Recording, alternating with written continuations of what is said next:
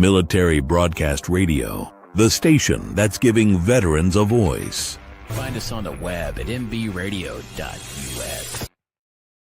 Think of all that time. Every wait in the winter. All that time. No one else saw. Every sprint in the summer. Think of every sacrifice. Early mornings on the levee. Late nights in the film room. Bus rides to playoff games. Every bump in the road. Every moment of ecstasy.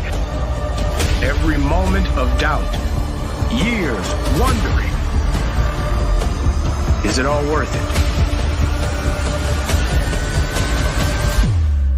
It's all led to this. Man, I got this. It's a 60-minute drive for a 60-minute game. After all the miles we've traveled, we're almost there. After all the hours we've worked, one more can make us legends. After all that time, this is our time.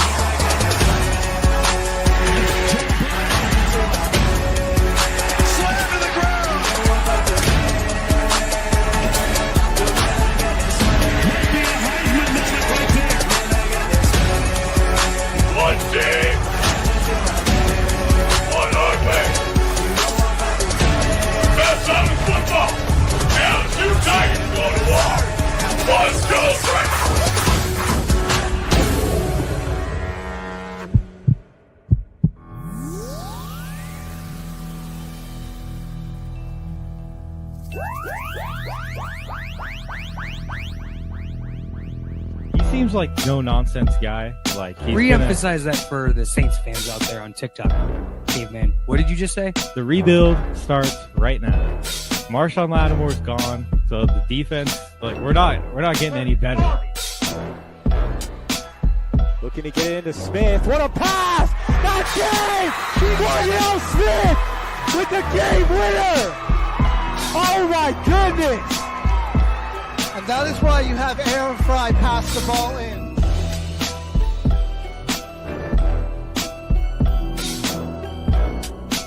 A career year. Like you have you have the best quarterback in the league, arguably, the best wide receiver in the league, and you've got the best edge rusher in terms of total sacks this season. And you're 4-7, and your playoff chances are hanging on by it. Let's make it interesting. We're making it interesting. Come on. Give us the freaking moment. We'll take it. Oh, no! Oh, no. Put him in there. Biz back the Put him in there. okay? Who the heck is that guy? Deflected good, help defense from the Warriors. Oh, what a pass! And Minkah throws it down! This could be the pass of the year so far. You might watch every game the rest of the season in the NBA. Mr. Announcer guy. So don't you go saying that you're never going to see that. You're such a hater. The station where our veterans' voices are heard, MBR Talk. Hey, thanks for tuning in. Welcome, Quack. Program are those of the speakers and do not necessarily reflect the views or positions of any entities they represent. The web at mbradio.us. You are looking live at Till the Final Whistle, everyone. On Military Broadcast Radio. We're back. The station letting our veterans' voices be heard. And HG also has the Onions back in the house. Because the Rockies still stink, honestly. They still stink. Honestly, they've been allowed a lot of runs. Not this bad of a week from them. I'm proud. I mean, it's still I'm pretty really bad. proud of They gave up 35 runs in the span of a week. That's still pretty bad. That's terrible. They have a minus 222 run differential. I'm looking at the runs allowed this season. I mean, the Athletics are decently close at 503. But I mean, really, they are pretty much in a league of their own with just how bad they are. So I got 35 onions here, counted them out as we were counting down the show. We're going to just do them all at once. And no, I got last week's 43 push-ups done. So I will be doing 34 for this week. All right, let's go. All right, I got. You're gonna be buff, dude. Yeah, I did 340. You gotta do it. Gotta do it for the team, though. All right, I got all. Gotta do it for the team. 35 onions here. Let's just get them down the hatch. Down the hatch. Well, he didn't wait 2 weeks this time, so instead of having to do like 75 or 79 like he did last week, he's just got 35, one handful down the hatch. That makes it easier. That makes it a lot easier. No, it doesn't. Yeah, you live and you learn. Rockies, please learn that you're putting us through a lot of pain. Oh my god, it's starting to burn.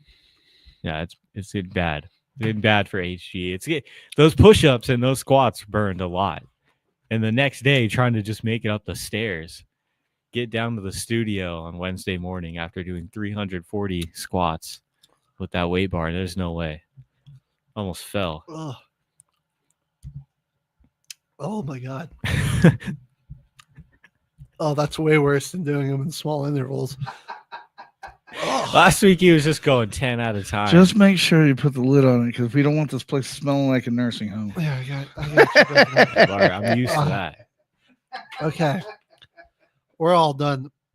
Oh, that was really gross. Oh, there was it was an intense burning sensation in my nostrils there for a minute. It'll make you cry right there. And you know what?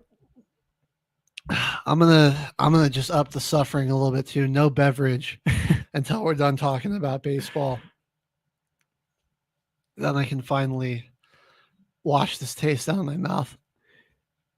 But I'm doing this to just show, visualize what it's like being a Rockies fan, because it's an uncomfortable, painful process. It's a bad experience. And it leaves you it's definitely a bad time. With a bad taste in your mouth. I think they won one game last week. They beat the Brewers, who aren't a bad team by any means. So that was also the final game of the series that we lost 2-1. So we were able to win that one. Yeah.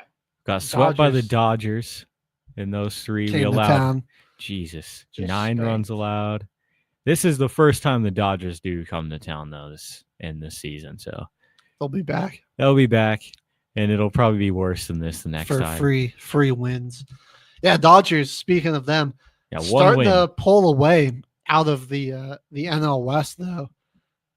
Padres have dropped a few games behind them. They're actually 8 games back. The Giants, Rafael Devers hasn't quite meshed onto the team. He's starting to get his feet under him, but not quite there quite yet. The immediate success they were maybe hoping for. But I'm optimistic for the future. But they're 9 games back.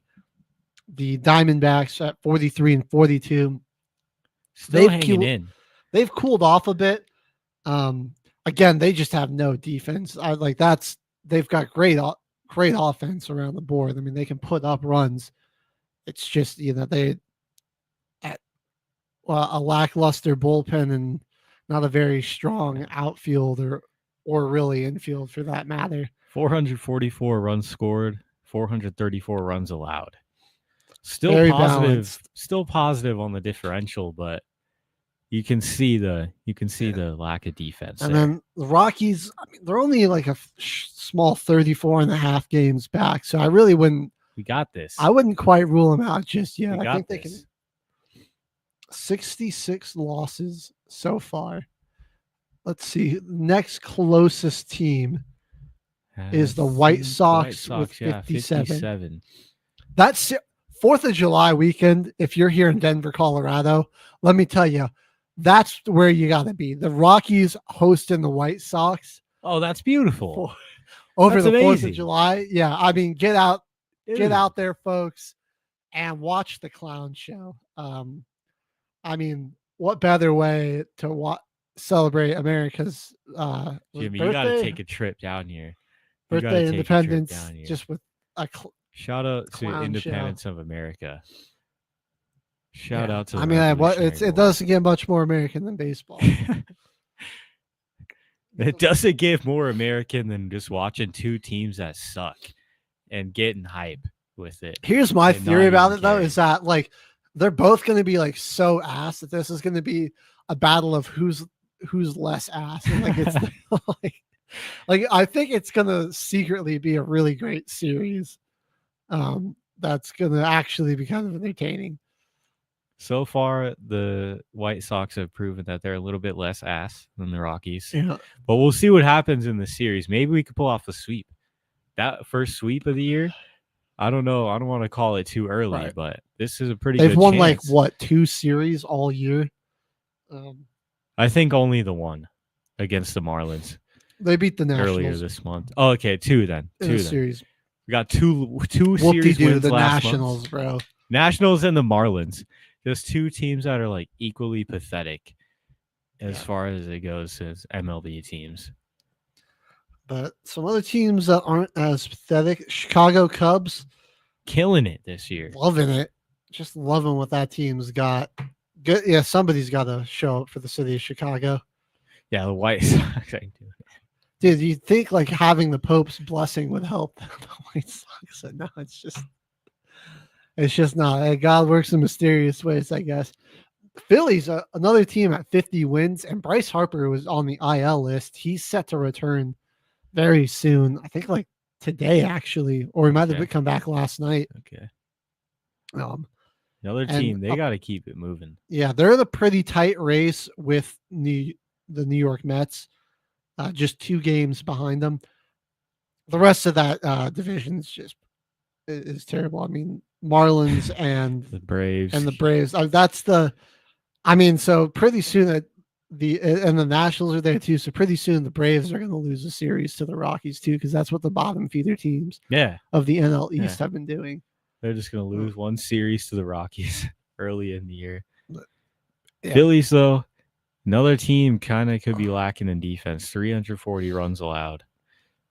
I mean, we're having a lot of runs scored this year. So I wouldn't really say it's too much on a lot of these teams. People are just scoring this year. Yeah, there are a lot of runs being put up. I mean, I know some baseball purists don't like it. I'm coming from more of a casual fan's perspective of somebody who's just started to recently get into baseball. I'm enjoying the step up in offense. It's kind of fun. The pace of the game, yeah. Man, the Cleveland Guardians, big letdown. I had a lot of hope for them, with how deep they went into the playoffs last year. It was they went to the NL or the AL Championship Series. If I'm not mistaken, right? Yes, they did. Against the Yankees. They beat the Mets. No, that was the Dodgers that beat the Mets. But yeah, they I really thought they'd come back just as strong. Thought they made some good moves in free agency, retained a good deal of that team. It's Houston. But the Detroit Tigers just running away with the Central right now. It's pretty mediocre as you go down the list there. Oh, Minnesota 40 and 45, Kansas City's 40 and 46, and then you got the White Sox 28 and 57. Yeah, man, that they just got such a sick pitching rotation. It's free. Great. Go ahead and take the Central this year. Offense. Yeah. I mean, stun one of these other teams in the AL. Come on. They're really looking like they could be a 1 seed, like the 1 seed too, which would be pretty huge for them. They got a pretty good home record. It'll be a good time to be a Detroit resident here in come fall. Lions should still be good. You'll have the Tigers likely in a good spot in the playoffs. Pistons coming back strong. The Red Wings hoping to revamp their team, and think they certainly have a shot at being contenders, but it's looking pretty good for the city of Detroit, which it usually isn't. Yeah. Doesn't happen very often. I wouldn't say it's so bad in Houston. Just traded over for Kevin Durant, but the Astros look at like they're kind of owning the AL West right now. The Mariners kind of in there, but almost around the 500 mark. So. Mariners just feel like so mid. Like it's like mediocrity. They're competitive enough to give you some trouble, but they're really not going to be. They're really not deep enough or well built enough to actually, be a legitimate threat to actual contending teams. Yeah. So AL Central and West aren't too competitive. The East actually is surprisingly got a lot of great competition. The Blue Jays and Rays are right on the Yankees' tails, and it's good to see. I'm hoping to see the Rays. When's the last time you've seen them in the top of in the AL East? Yankees and Orioles been on top. Red Sox kind of been the teams that you're really looking out for. Toronto, never really hearing anyone talk about Tampa. Yeah. So just get the Bucks out of here. Yeah. No, I like the Bucks, man. They got Baker. He's cool. He's cool, but it's the Bucks. Get him out of here. All right. I keep forgetting you're a Saints fan. That's right. All right. Bro, I can't share your sentiment. I like Tampa. I like him. But hey, you don't have to worry about that and about Tampa's success. And oh my God, that was horrifying. Heart attacks out here. But all right, we're going over some of the stats and leaders here. Yeah, I mean Judge is still just tearing it up on all the hitting. There's no shock there. Pete Alonso, the guy that should really be making like $875 million for. Oh yeah, or whatever Juan said his contract is. He's clearly the best player on that team. Cal Raleigh, he needs the biggest check out here. So looking at the standard hitting stats, Seattle catcher is up on top right now. 60 runs scored, 85 hits. Judge is right there, but he's got 33 home runs. He's ahead of Judge in home runs this year and in RBIs. So Cal Raleigh, kind of a sneaky guy there. Probably going to be the player that Seattle ships off and then they suck again, get another high pick on a great player, and then just trade him away once he has a good season, and then never get good. It's the cycle of mediocrity. It's wild that some teams just get stuck in that. They don't even want to be competitive. No, they're like, we're just going to have this guy have a great year, and then we'll clear up cap space when you can just have like $1 million roster. You could spend like $50 million on a team. All right. I mean, like team that just won the World Series, $1 billion roster. Yeah. That's got like $1 billion roster. Yankees roster is almost $1 billion. Like, bro, they like just spend the money. Just spend money.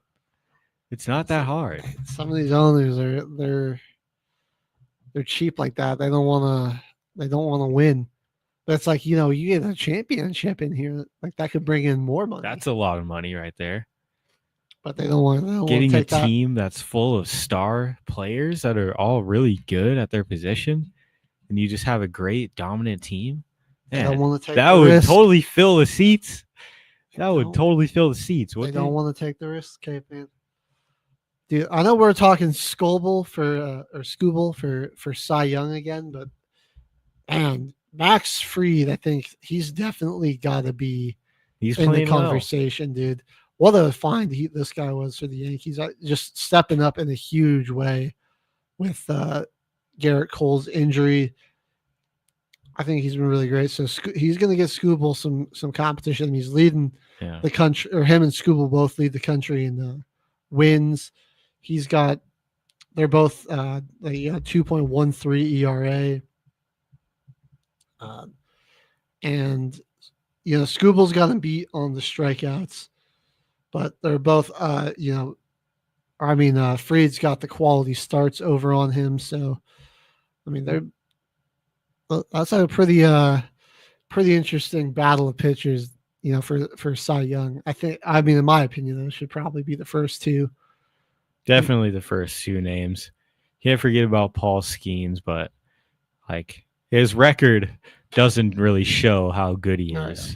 He's got one of the top. I think he's number 2 in ERA. Yeah, he's at 203, which is better than the two guys that we just mentioned on here on MLB.com, and in his 18 starts. So, but I think he just doesn't get as much playing time, and his team is just so bad. I would save my guy too if we really only have one guy as our 3-4 hold that can really hit. Right. If we're just banking on him to hit and that dude, one guy to pitch, they can take as much time off as they need and get as much rest as they want. For real. Some of your team leaders here, Dodgers are just crushing it in all the batting categories. They're first in batting average, first in home runs, first in RBIs, first in hits. They in pretty much every metric of batting, they are just dominating that team. The money well spent. They can just crush it out of the park. And then, they've got the most saves in the country, and they're also top 5 in strikeouts. So the bullpen is only going to get better as Ohtani gets back into the rhythm of pitching. The Phillies, they're sneaky on there on these pitching lists. They're top 5 in wins, saves, and number 2 in strikeouts, and they have the most quality starts. Man, so I think Philly's got a good bullpen. It's just they're good. The outfield and infield defense when the ball is in play, just been a little suspect at times. It's more proof for the Diamondbacks. Yeah. Pitching, they're top 10. They got a top 10 bullpen right now, and they got a top 3 lineup as far as batting goes. And they're a 500 team, 43-42. It's just that infield, outfield defense. It's just aside from pitching and aside from batting, the only thing they need to work on. And it can be criminally underrated sometimes. All right, but that's what we got for an MLB update here. I'm looking. This is an exciting season. I'll be happy for this playoff baseball coming up. Yeah, still got a ways to go. All-Star game still to come. And no, not to knock baseball or anything, but we're kind of in the dark days of sports. Because again, just there's some good baseball games here and there, but the 162 games, it's just a crapshoot on which ones you think are actually going to be taken seriously and which ones aren't. There's some good time off though. Extra time to do some other. I don't feel like I have to watch every game or get as good amount of to be able to see a lot of the game, get good information for the show. You don't have to do that when you got this many games a week. Exactly. Every team's playing at least get your updates 5-6 games a week. Or we're going to head to our first music break. When we come back, we've got some NHL draft and NHL offseason moves, and then a lot happening in the NBA free agency as well as the NBA draft. We're going to go dive into all of that. So You're getting into it fast. Don't go anywhere. Stay right here. You're listening to Till the Final Whistle on the Military Broadcast Radio. Hey, we got a new artist. This was one by Emily Myers. This is Time to Say Goodbye. All right. Check it out.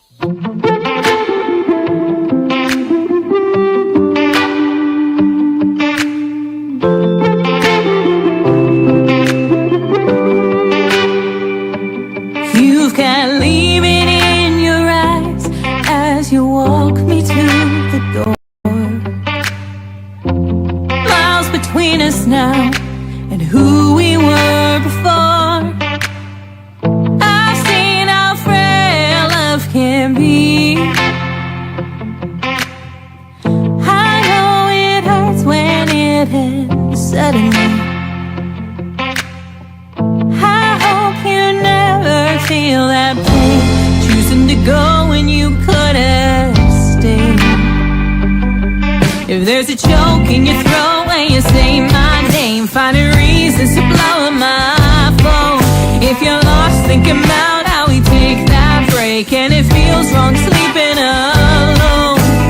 Sometimes it is harder giving up than giving another try. Maybe it ain't time to say goodbye.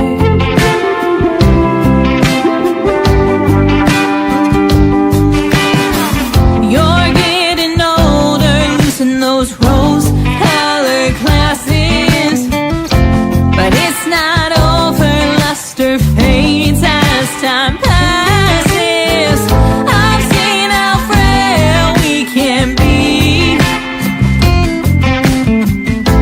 Broken hearts don't just heal suddenly. Some pain never goes away, like choosing to go when you couldn't.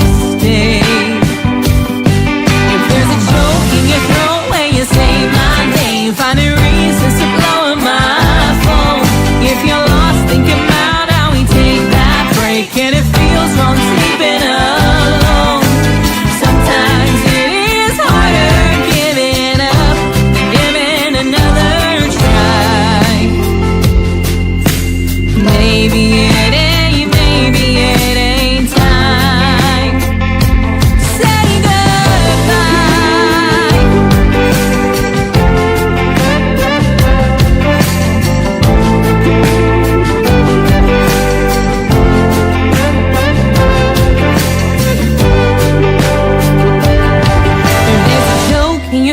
When you say my name, finding reasons to blow up my phone. If you're lost, think about how we take that break, and it feels wrong sleeping alone. Sometimes it is harder giving up than giving another try. Maybe it ain't time. If there's a choke in your throat when you say my name, finding reasons to blow up my phone. If you're lost, thinking about how we take that break, and it feels wrong sleeping alone. Sometimes it is harder giving up than giving another try.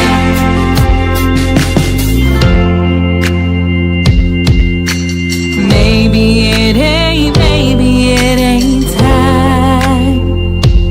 Oh, maybe it ain't time.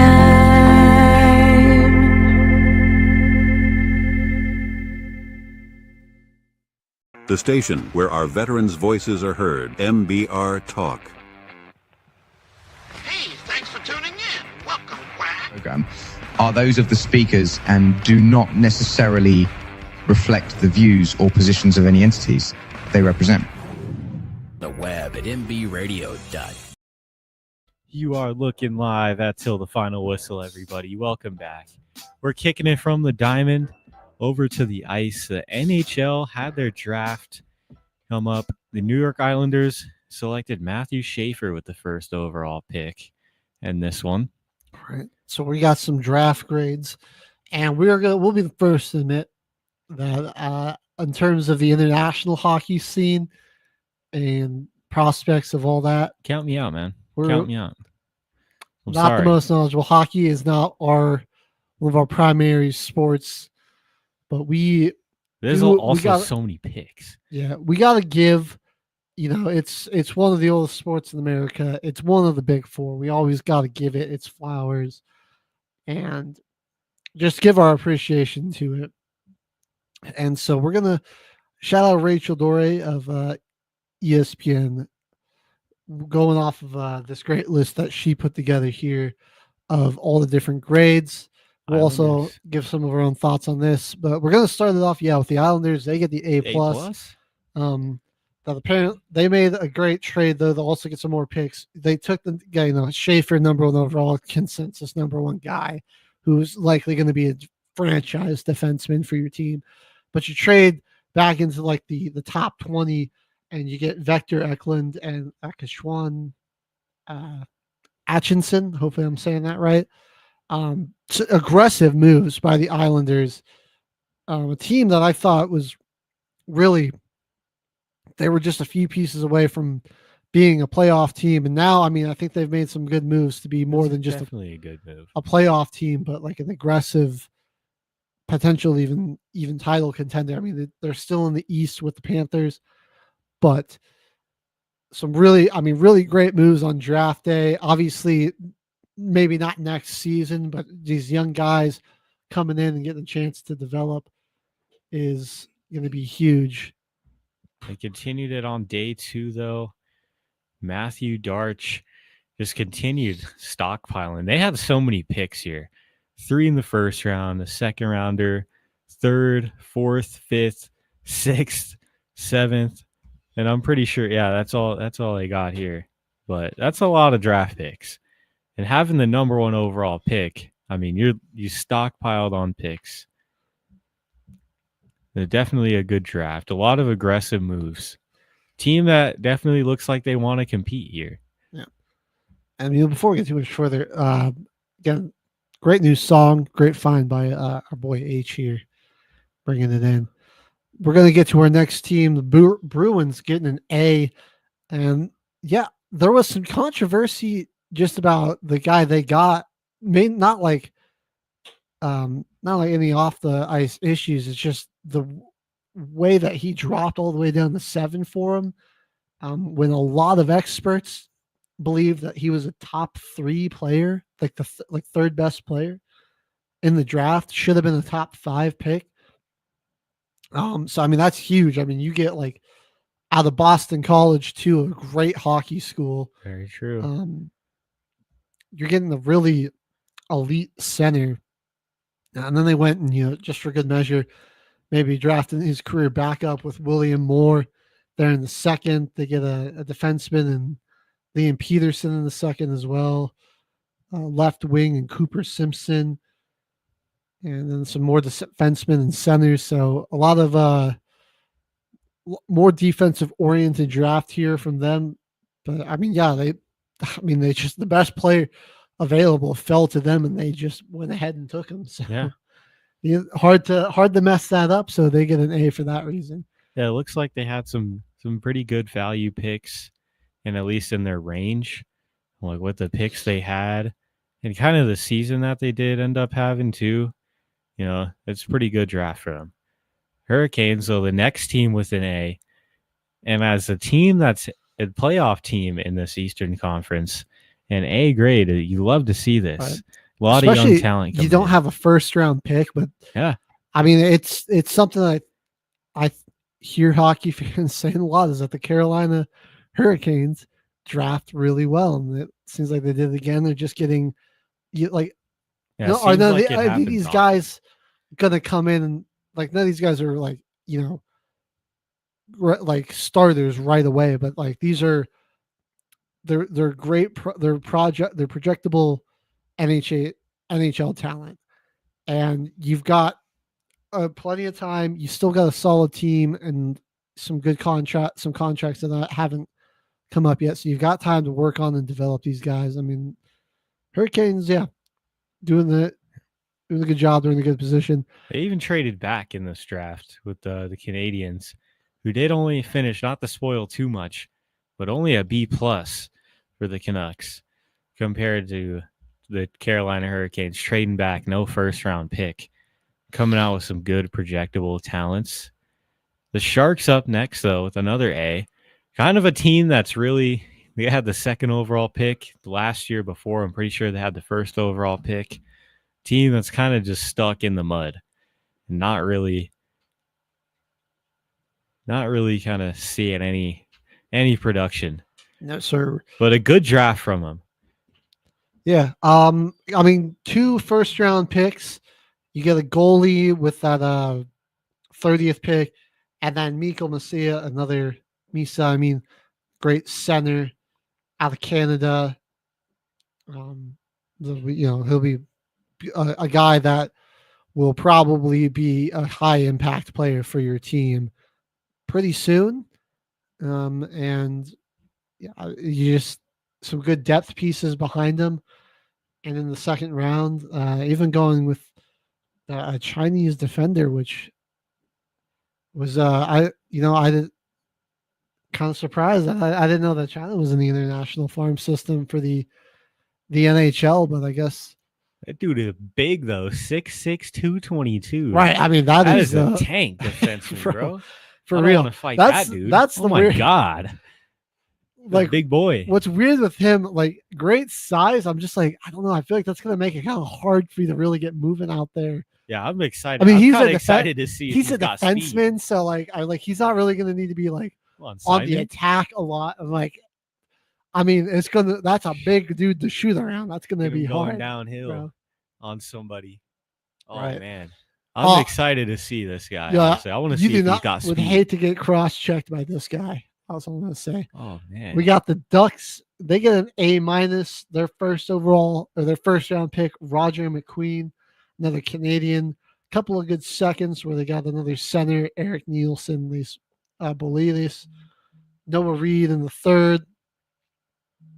And they did a good job of just addressing depth and all that as they went through. How many picks do they have in total?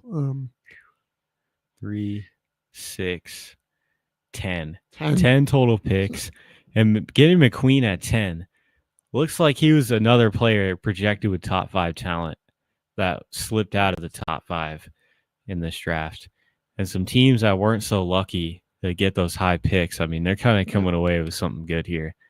So, I mean, like you're looking at like probably at least 2 NHL quality players here, which is like that's pretty good out of those picks. I mean, it's like it still kind of blows my mind. Like it's hard for me to even comprehend just like how hard it is to really make it in the NHL compared to other sporting leagues even too, because you've got to be a great athlete at hockey and figure skating essentially. Yeah. So it can be really tough to find someone that can actually, because like plenty of people can play hockey well, but to be able to play it at the speed and pace of the NHL is just a whole different monster that I don't think a lot of people are ready for sometimes.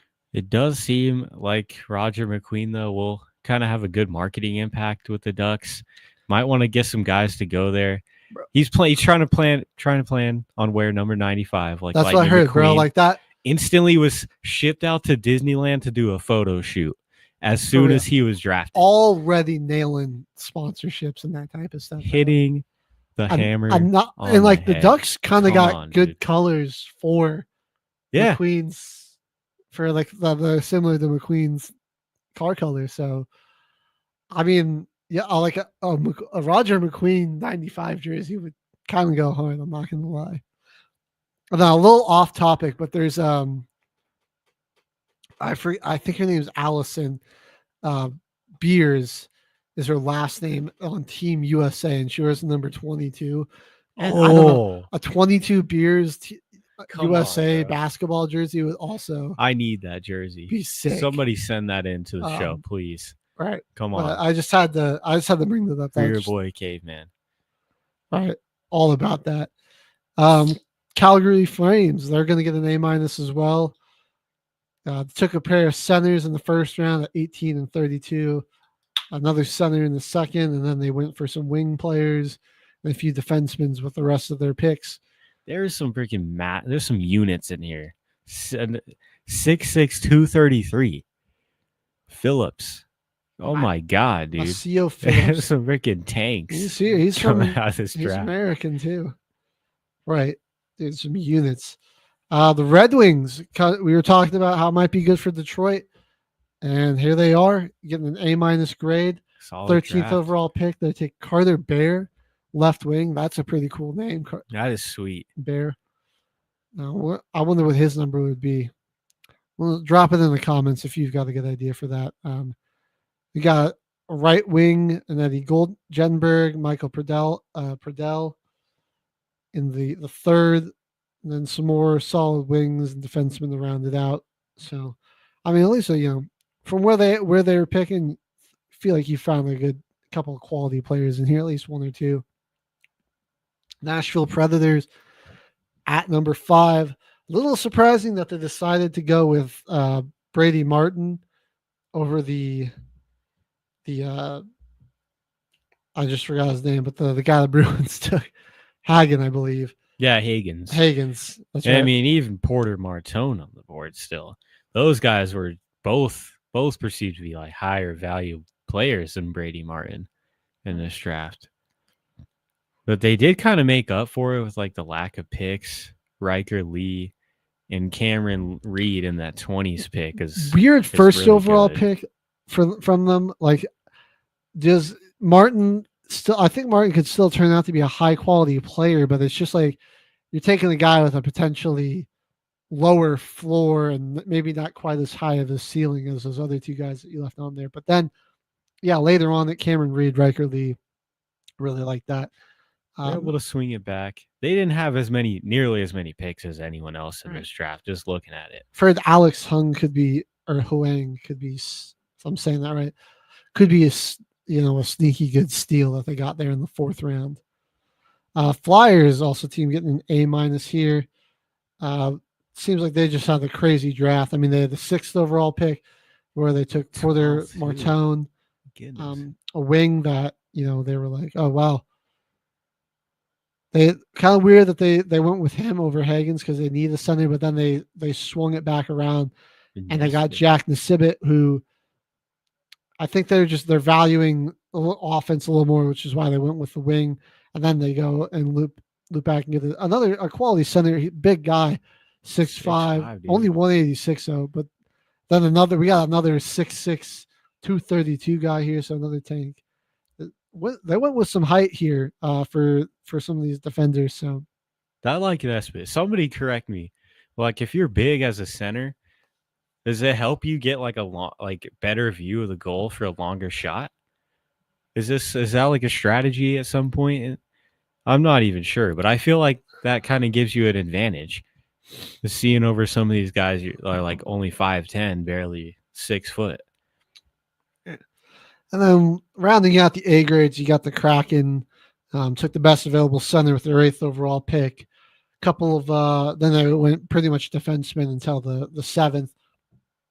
But William Reynolds, Blake Fiddler, 2 guys that that they took at a really great position. Probably got them at a better value than they might have been than you would have thought. Where they fell back a little bit more.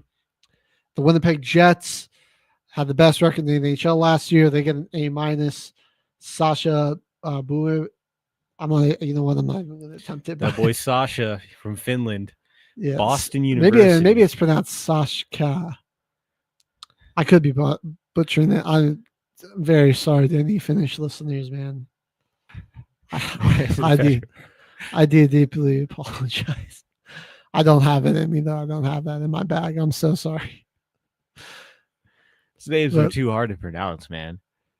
I need to get and then here's the thing is that like European also bag. We don't I think like we're saying them in like with American enunciation too, which I think is that's what's killing us. Not even anywhere near correct. Oh, I need to get in my European bag on this. I'm gonna do my research for the hockey fans. We got you guys. All right, but the Jets rounding out with A-. They made the most with only having 5 picks. Yeah, got some solid projects in there. But I think they've got a few guys, like maybe even like over half this class, could turn into real solid, productive players in the NHL. This next one's really fun because we're talking about units here. The Blackhawks. It says here they had a modus operandi here, and it was big dudes who could skate. They got a 6'6" guy in the first round, 6'7" guy also in the first round with the 29th pick. 2 guys 6'4", 6'5", 6'3". Come on now. They're They're building just stacking it up with the size. I kind of like They're building this. some Goliaths I down like there in this. Chicago. Right. Maybe they left some speed and scoring on the boards, but I mean so that's why you drop that to maybe a B plus. But they clearly have a strategy and they clearly want to build a big tanky unit at some point here. And so that's what they're going with. We'll see how that pans out, but That's exciting. That's going to be a bunch of Blackhawks is a team where it's a lot of young talent where you're like, man, there's so much potential every year. They got to be so close that they're just breaking out. Like, could this be the year? We'll see. The Canadians, they got a B plus here. No first round picks. They made some solid picks with their number 3. We're going to start going through just a tad faster. The Ottawa Senators, Logan Hensler. Where'd all their picks go? Right. Disappeared. This is a newer team, right? I feel like the newer team in the league would have more, leverage in the draft. They've just been made too many moves. I guess I've given them up. Not a ton of picks, but Hensler, good first round pick. Lucas Beckman, a guard, could be a really good player for them out there in the first round or fourth round rather. Down here to the Capitals. Obviously, the Ovechkin's historic season ended in a little disappointment. How do you follow up that? Is he going to retire? There's some question marks there. Go out and get a young wing from Canada, Lyndon Lakovic. Also grabbing the center, Milton Gastron there in the second. They got a lot of big guys here, too. Yeah, they also went for some more size. 6'1", the shortest guy, and that's coming from their center. We go down to the Los Angeles Kings, that are just getting a B. A lot of solid picks in here. They just had a lot of picks, so, with it. A team nothing you too would think would get an A grade with all these picks, but like nothing too exciting, but you'll take what you can get. And with all those picks, there's just a good chance that you get some good stuff out of that. The Wild, they get a B. Jersey Devils get a B as well. Stopping on the Penguins here, who also get a B. They got Benjamin Kindle there in the first. They had 3 first-round picks. I mean, Holy crap. I honestly, just with all the picks that they had, I would just give them an A off that. Yeah, I mean, you've got such a great chance for, like 5-6 players to come out of this, like super productive, producing NHL players. Obviously will you be able to keep all those guys on your team is one thing, but their major league team got to get a major revamp with their minor league team. So the Utah Mammoth, that's what they went with. They're no longer the hockey club. Had the 4th overall pick. They take Caleb and Sawyers, which again, you go for a center. Hagens was right there.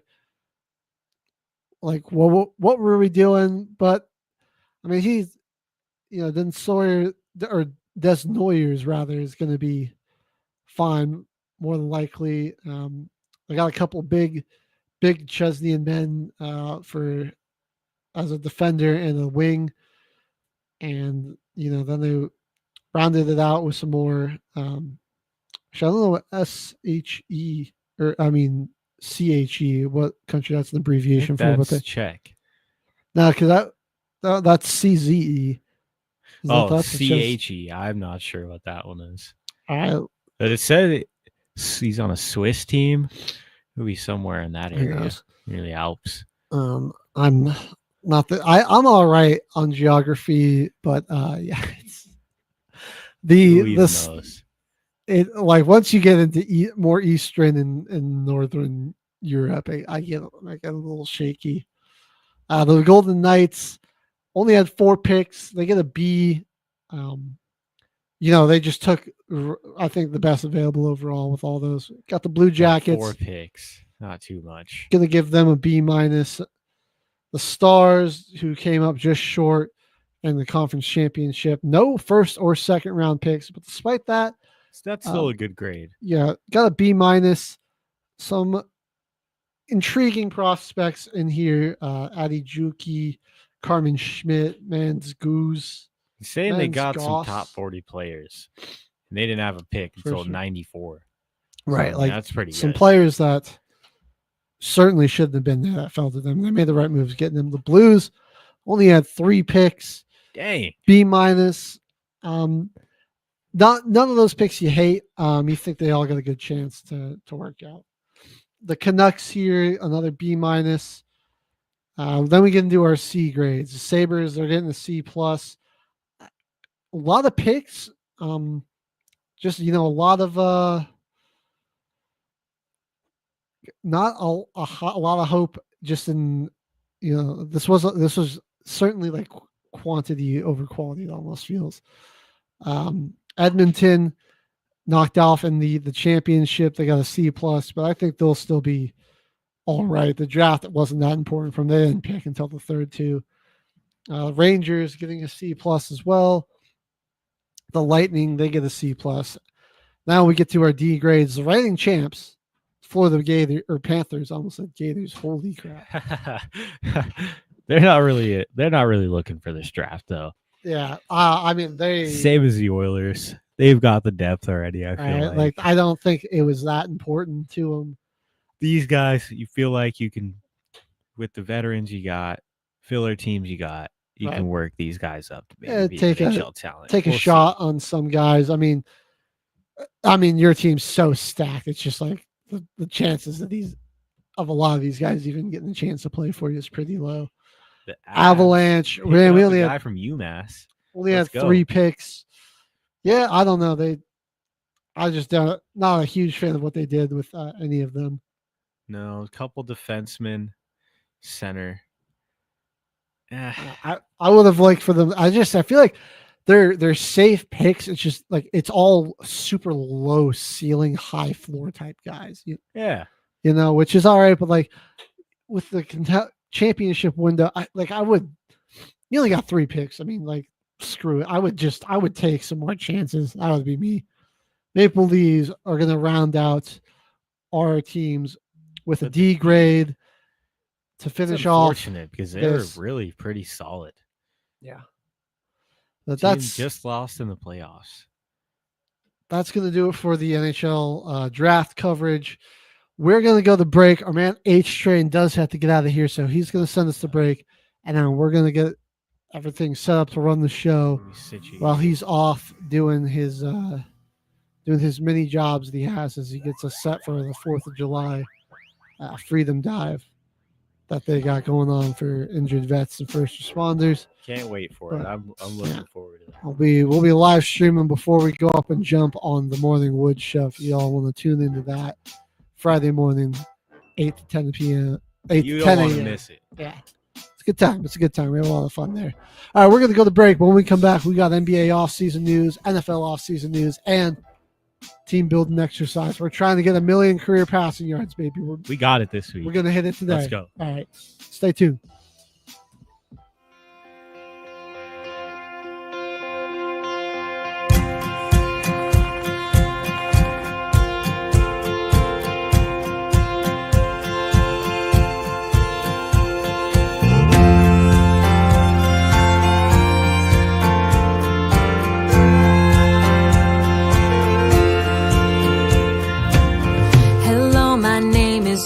Too big,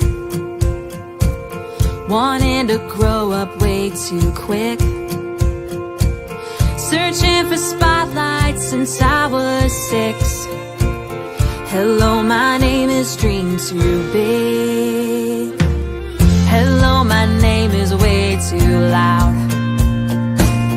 My voice can cut right through the crowd. Got made fun of for it, but who's laughing now? Hello, my name is way too loud. I know I've had my moments and I've had heartaches. God is making miracles out of my mistakes. You can say I won't make it, and I can tell you that I don't really care. 'Cause hello, my name is going somewhere.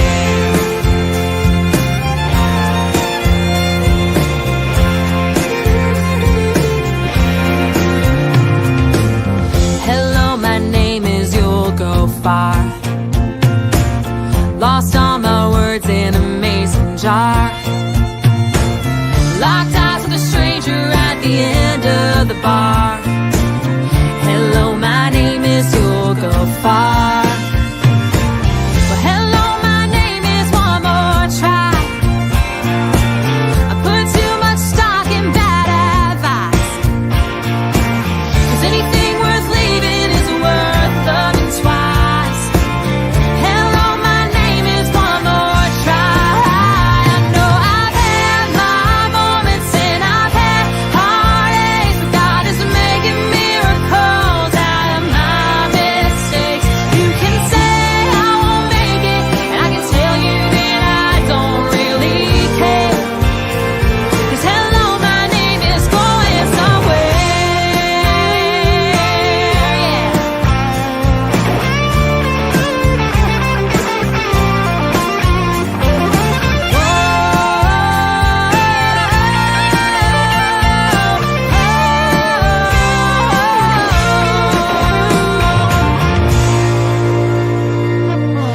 Hello, my name is getting knocked down. You're never gonna leave the ground. You can tell us all about it when you come back around. Hello, my name is getting knocked down. Hello, my name is stand back up. Keep moving even when it gets rough. I've given so much, but I ain't giving up. Hello, my name is stand back up. I know I've had my moments and I've had heartaches, but God is making miracles out of my mistakes. You can say I won't make it, and I can tell you that I don't really care. 'Cause hello, my name is going somewhere. Going somewhere. Yeah, yeah,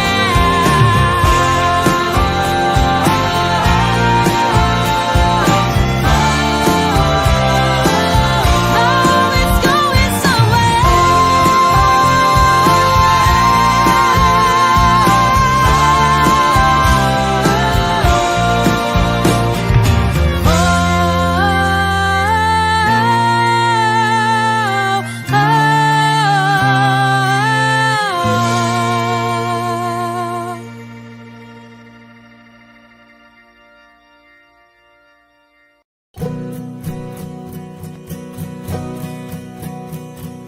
Stand up for the red, white, and blue.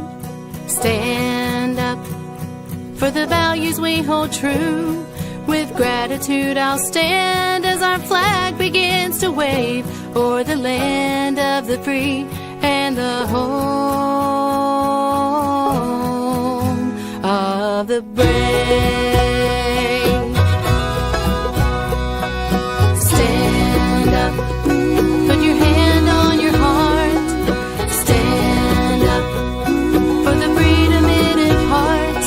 Bless all who stand for justice. Bless all who stand for peace. In the home of the brave and the land of the free.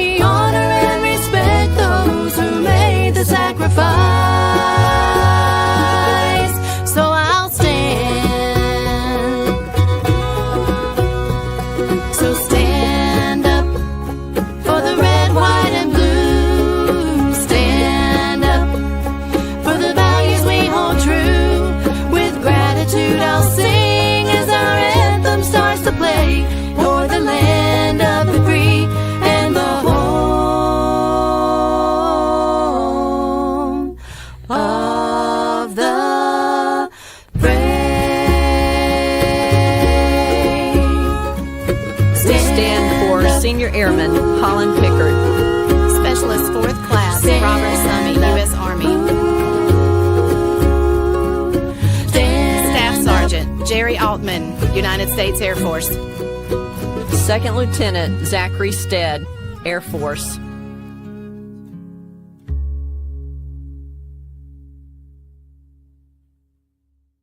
The station where our veterans' voices are heard. MBR Talk. Hey, thanks for tuning in. Welcome, Quack. Program are those of the speakers and do not necessarily reflect the views or positions of any entities they represent. The web at mbradio.com. You are looking live at Till the Final Whistle, everybody. H-Train took a little trip to get the sandwiches and everything. Lucas, if you want to hang out, he'll be back in just a little bit.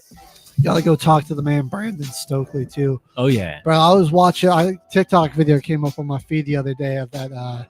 It was like, you know, one of those captions was like, "Mom, just go to bed. This game's over." And it's like the game, and then it was the Broncos coming back down 24-0 on Monday Night Football with Peyton Manning at the helm, and Brandon Stokely, bro, caught an absolutely mossed a DB on the corner of the end zone, and like an incredible catch to score the go-ahead touchdown. And then just not much later, man, pick six by Chris Harris Jr. What a time to be alive and be a Broncos fan. The tip pass from Kyle Orton was probably the craziest one. That one was insane because the call on that game was Stokely down the sideline. That one was sick. That's a sick call right there. Got to go down in history. One of the greatest broadcast calls. You know, shout out Stokely for staying in Colorado and helping out vets and stuff. Dude was criminally underrated as a receiver, man. That guy. What, you know, pretty solid career. Receiver. Pretty solid career. Yeah, he was dope. All right, well, we're gonna shift back to basketball here. NBA draft, baby. The draft it snuck up on us. Sorry, I mean, we should have done something, but yeah. Well, I think it's like it's like 2 days after the finals ended. Like, what are we doing? Same as the WNBA, right? You're like 2 days after, weekend after the and finals. Also, it's like annoying. Draft. Like you've got a number of guys here, like Kaman Malak, Cedric Coward, Derek Queen, like drafted by the Rockets, the Blazers, the Hawks, except, oh no, all the rights to those picks go to another team, but because it's not the new league year, that they're not gonna, and those transactions haven't been finalized. It's stupid. It, like, you can't, like, the Jags traded their pick to the Browns on draft night, and they had Travis Hunter, gave him a Jags jersey and hat. Like, that's also, it's been NBA tradition. It's been NBA tradition. Kobe was not drafted by the Bobcats. That pick was traded away. The draft rights weren't given yet, so he was given a Bobcats hat. That's just been a tradition. Oh, yeah. Luka, he was drafted by the Hawks technically, and Trae Young was technically drafted by the Mavericks, but those picks were swapped. It's all right. Well, we're going to stop ranting about the draft. It's very confusing watching a guy get picked. You know, the Suns got the 10th pick because of this Kevin Durant trade, and like the Rockets don't have the 10th overall pick anymore. Like everybody knew that. But it's also weird because like they have to make the pick for the Suns. Yeah, that's kind of so stupid. I don't think anybody would ever do this, but I guess you could technically just screw them and draft somebody that they didn't want. Although I think then that might like violate the terms of the trade, so there's probably some protection there. Sure. But we're gonna get into it. Shocker, Cooper Flag goes number 1 overall. That guy, yeah, I mean, he's just got the athleticism and physical tools to be a really great player, and I think already a pretty solid shooter. But I think he's just gonna get better as he develops in the league, and now he's working with professional shooting coaches. That's gonna be good. He's got like some, you know, an all-time great three-point shooter in Klay Thompson to learn from. Kyrie Irving, just an absolute surgeon around the rim and the mid-range, just cutting people up there. So he's got some good teachers to learn from. Dylan Harper. The thing about that Cooper Flag pick, sorry to cut you off there. You're good, brother. Before we move on, like we could get into more of it later, but I feel like did the Mavs kind of win this Luka trade? Because I mean the Lakers still have so many holes in their roster. Like we're gonna get into that in a moment, but like there's still so many holes in the Lakers roster. I mean, you got Luka and LeBron, but there's still so many holes. We'll see how the Mavs fill in these holes when Flag is taking over the team and Kyrie and AD are kind of done with their careers. Clay as well. True. But yeah, I mean, like I don't think the Lakers. I mean, maybe they thought, maybe there's a chance that we could be a championship team before LeBron retires. But I think the trade for Luka long term is going to be better for them. It's what everyone kind of predicted. The Luka's going to be a long term thing because the Western Conference is teams are too deep now, and they're getting more full, or they're just building a young core. Now we can really get to that second pick. Dylan Harper. I like what the Spurs are doing right now. They got so many young players, and then they got De'Aaron and Chris Paul. I think and Chris some Paul's other good veterans. Technically still a free agent, actually, at this point, I think. Oh, he could. I'm not sure if you even. I'm not even sure if you bring him back. Like, no disrespect to the point guard, but yeah, I don't know. Castle, I think you just Harper, have Fox. I mean, you have a lot of guards, and like full team. Harper was obviously consensus number 2. Like, you can't not pass on Dylan Harper because he doesn't exactly fit your team needs. So it'll be interesting to see how they worked it out. But I mean, like, the talent on that team is just undeniable. I mean, it's great. Maybe a little underwhelming in the front court and on the wing, and at the 3 spot, it's definitely all inexperienced, but it's maybe a work one in of those progress. bigger guards can kind of transition to a wing type player, a small forward, and Castle, baby. I would he love could to lock see people Castle. down. I would love to see He's real Castle as a physical. small forward. I think he would transition to a small forward really well. Yeah, Fox is your is he technically a shooting? No, he's a point guard. So I think you just move Harper to the shooting guard spot. The next guy, the VJ Edgecombe, hungriest dude in the draft. Dude, did you see his? Yeah, this could have been Ace Bailey, but he didn't want to go to any workouts for any team. He wanted to be Mr. Picky.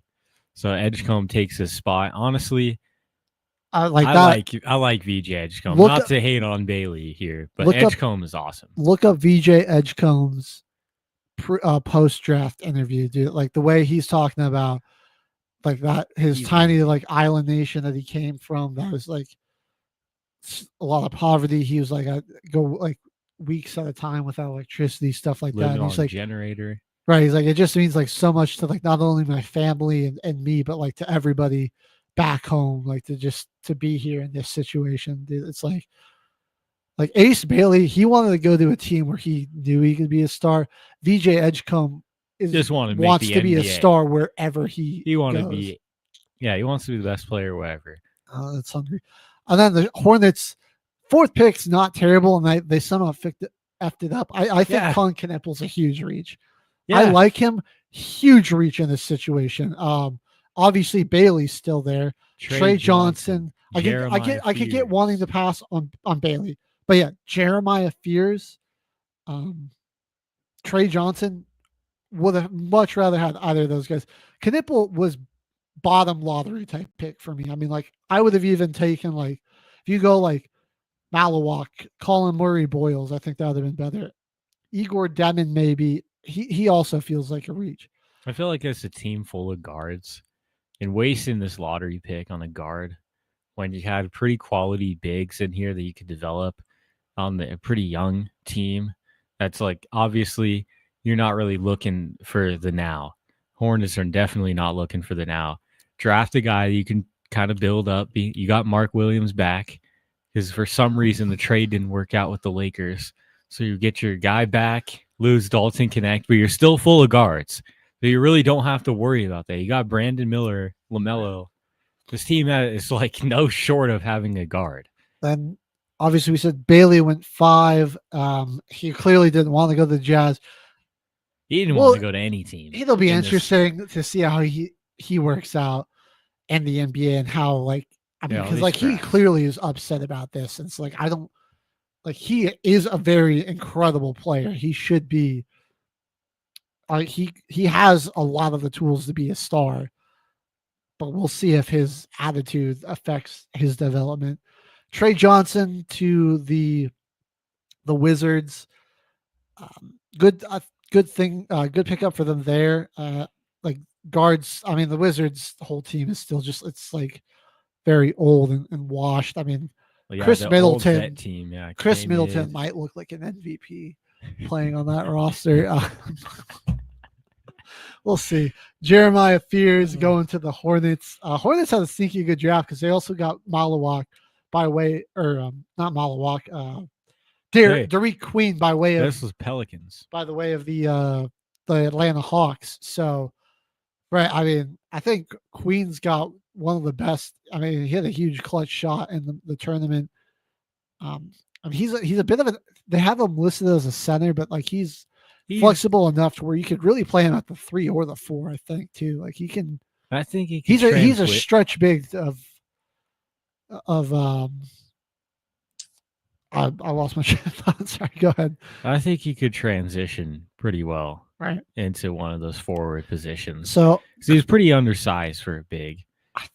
I would say a good draft overall for the Pelicans. Some other picks are like Malawak to Phoenix. I mean, yeah, they need a center. They're in such a terrible situation. They got a first round pick though before any of us had a kid though. HG. Yeah.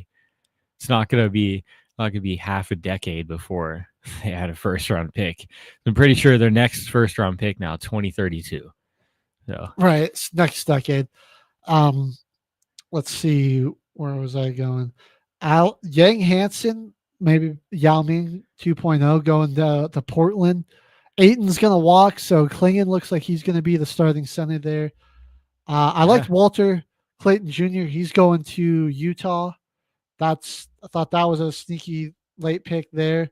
That was pretty good. I did look. Colin Murray Boyles going to Toronto. Watch out for Scotty Barnes to be on the trading block. Just true. Throwing that out there. Very true. Very true. The Thunder, screw these guys, how they somehow had a first round pick, a lottery but pick. It looks like actually it's crazy. They might be getting traded. So Thomas Silver. No, that one was from Miami via Los Angeles, and then their Nick Clifford pick. He's going to Sacramento, which kind of sucks. CSU point guard. I like Nick Clifford, man, or Nick Clifford. I think he's just cold. So that's a little disappointing. But again, this is a draft that I don't think had a tremendous amount of talent. It was very top heavy. Looking here on day 2, there's some names that maybe like Kolkbrenner, Janai Broom, definitely guys I'd keep an eye on. Chaz Lanier, Cam Jones. Him behind Embiid is pretty solid. Yeah. Janai Broom. So that's not bad. Cam Jones out of Marquette. I really liked him. Some of those guys, early second round. The rest of it, I don't have real high hopes for. Obviously, there's always some surprises there. Tyrese Proctor got drafted during a Burger King commercial. Could he be the next Jokic? Time will tell. Dude, he was turning up for Duke, though, in that tournament. He was. Tyrese Proctor, underrated shooting guard. Tournament run for Duke, man. That dude, he deserves it. Before we move off from the draft, we have to just address the absolute disaster class that the Brooklyn Nets put on. Igor Denham, I don't mind that pick, all right? I think he could be a solid player. I don't mind it. I don't think a guard would have been your top priority. I would have some size in your Cam front Johnson, court. Right? Some size MPJ would have been nice. I mean, like Murray Boyles was there, Queen, Asengio from France. But like Igor Demon as a guard, all right, fine, that's all right. Like it might be a little tough for him to work his way into the rotation, but like he'll see the court. He'll eventually get out there. Then why do we go and take another guard? Go and kick it off with Nolan Traore out of France.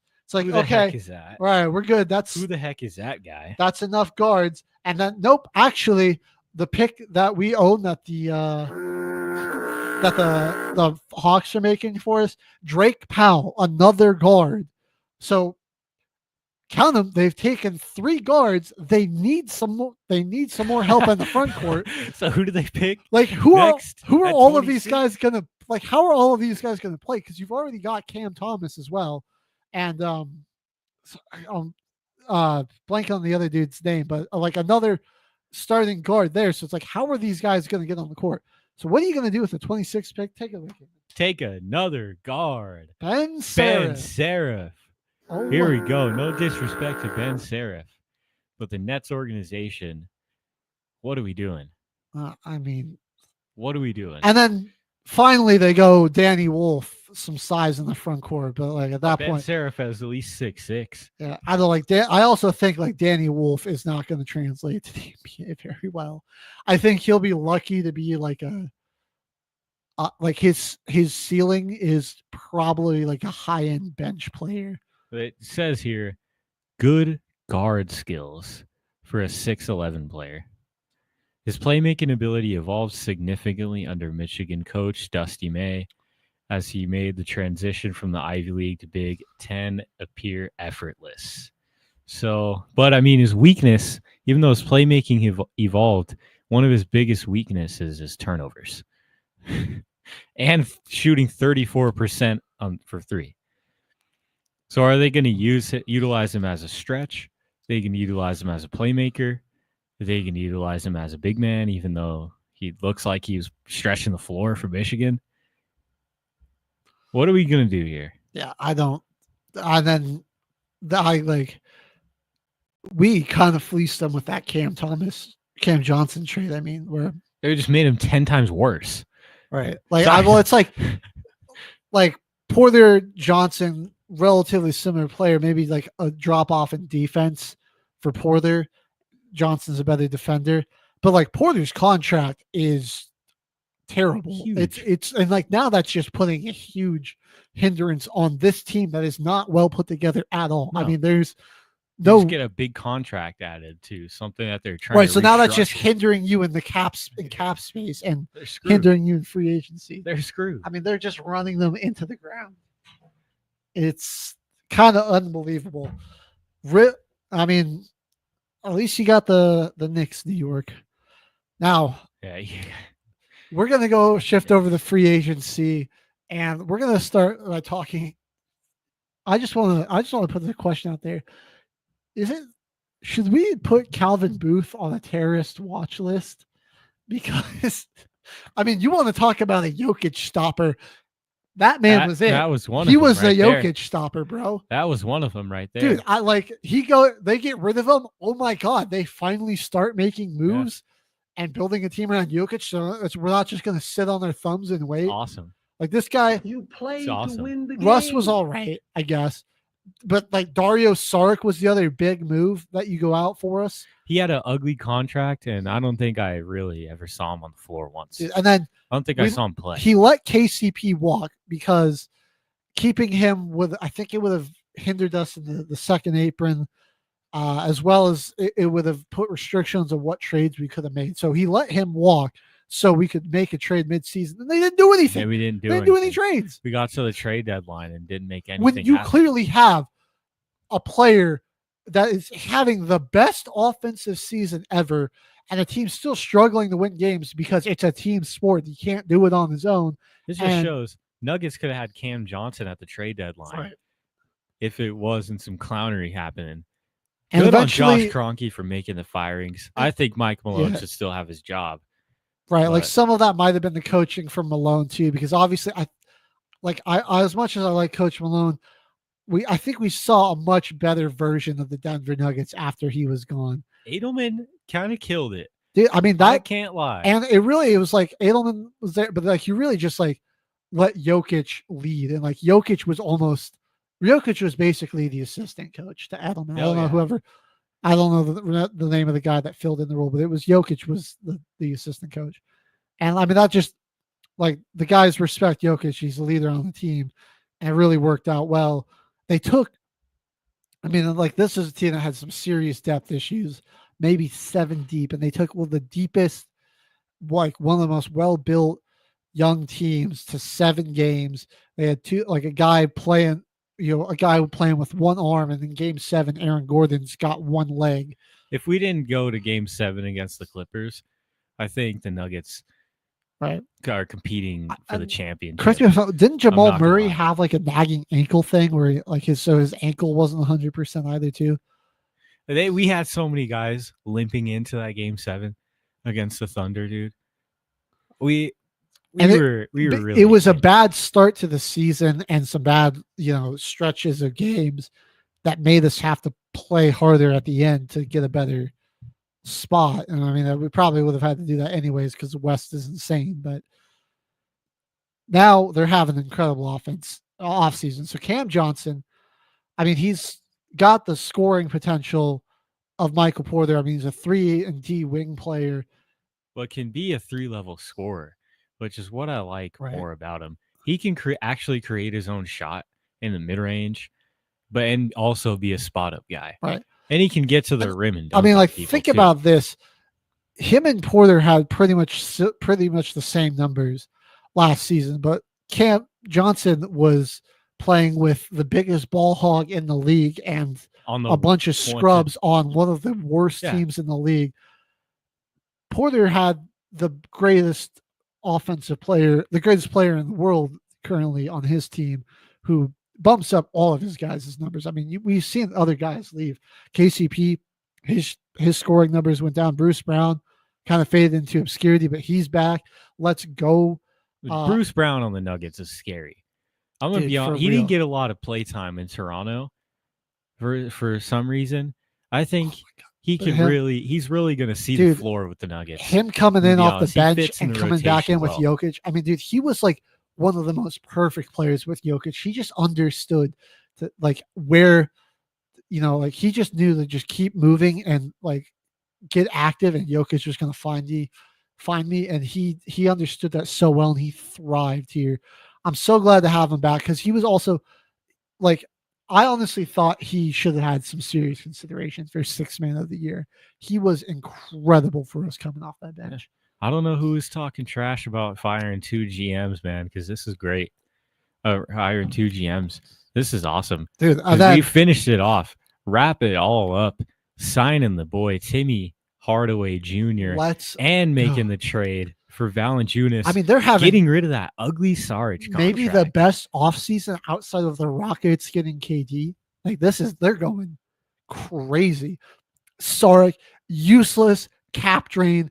Get him out of here. If we can somehow get rid of Zeke Naji and his terrible contract. Or he can finally play. I don't know. We'll see.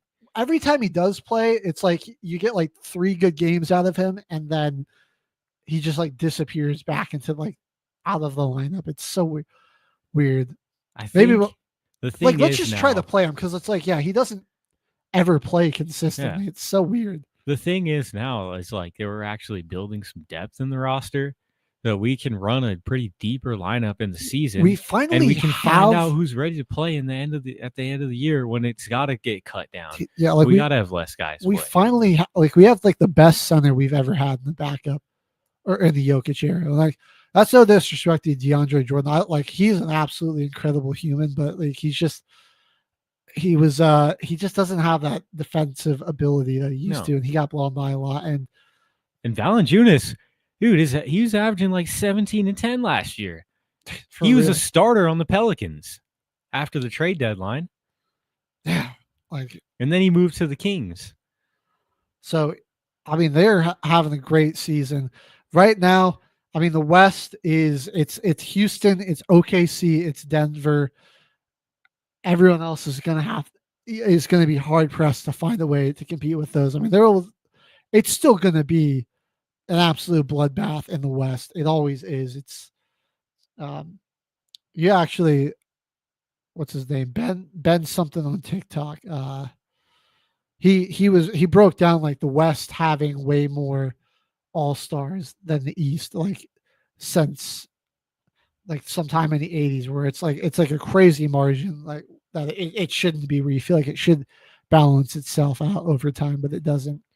And I honestly feel like it's because it's just a constant, like almost pandemonium that happens in the East on the offseason. Like we got a team that was in the Eastern Conference Finals that's still looking for a head coach. The Boston Celtics lost Jason Tatum, are going to lose him for a good portion of next season, and we're probably not going to see him at all next season unless they have like a deep playoff run. But they're dramatically reshaping their entire roster. The Celtics are completely going into panic mode because Jason Tatum got injured. I mean, like you keep that same team and you build around where you're going to lack without Jason Tatum in this offseason, you might be able to still compete a little bit. I mean, like they just kind of went straight and blew it up. And then you got the Bucks, another playoff team, released and waived injured Damian Lillard and signed Miles Turner. But this is a $50 million deal in one offseason because you got to pay Dame $23 million. And how much is Miles Turner making? $26. This is a $50 million investment in one offseason. The crazy thing is that they let Brook Lopez watch, who is just a less athletic version of Miles Turner. Like Miles Turner's a better player overall, but I think same player. You could have gotten Lopez for cheaper and still maybe kept Dame or had. Now you're waiving him, and so now you're eating all that dead money. And the entire league still has their eyes on your two-time MVP. Right? Does his future still? Does he have a future with your team anymore? You just spent $50 million. Like I don't think you're addressing the depth issues, or like this team is still like Giannis is going to have to shoulder so much of a load. And I don't know if it's going to be able to. He's going to be able to go deep because it's like, dude, he had an insane, unreal series against the Pacers. He was averaging like 33. He was looking like MVP Giannis. 33, like 16 and 8. And yeah, exactly. He left for the Pacers' number 2 rival. What is that? Yeah, dude. What is that? To the finals, bro. That's almost as bad as going to the damn Knicks. A lot of turnover in the East. Like it's going to be very different. You got the Heat are stuck in pandemonium, though, because they lose Jimmy Butler. Again, another team that's kind of lacking some depth. You have like only Bam Adebayo. They lost Duncan Robinson. You got Tyler Hero still. I mean, that's really your team is very, very thin. Dude, team that we might finally see rise up in the East, the Hawks, kind of having a good offseason, bro. They're looking good. I like bringing in a shooter like Luke Kennard. You get Nickeil Alexander-Walker. Kristaps? Kristaps Porzingis in that trade. So it's like you've got some solid pieces really here around. That's something to work with Trae Young right there. I think Ricochet, he showed a lot that now that there's, a more talented roster, they still got some depth issues that I think might be a concern, but they can address that and find ways to fill that out. I think the East might flip on its head. There's another team that's not really, they're not stuck in this pandemonium. They don't seem scared. Made a big offseason trade with the Grizzlies and Magic, picking up Bane. They got rid of KCP, Cole Anthony, and a lot of change for that one. But I mean, they're kind of building a nasty defensive lineup. I like Desmond Bane. They can play you. I don't like how many firsts they gave up for him. Yeah, 4 future firsts. Like I think it's a good roster move for them ultimately, but I just think they gave up too much for it. It's like they sold. I mean, like now this team really needs to pan out because they sold a lot of their future for it. I think defensively, I feel like the East kind of always being wide open, and they're being such a defense-heavy roster right now, and just like having a lot of 3-and-D guys, and they finally got someone who I think Desmond Bane's playmaking in the end of the season there for Memphis when they lost Ja for some time really ramped up. He got his assist numbers jumped a lot in that stretch towards the end of the year, so I feel like they kind of got somebody that can, develop a little bit running their offense, take the load off Paolo and Franz so much.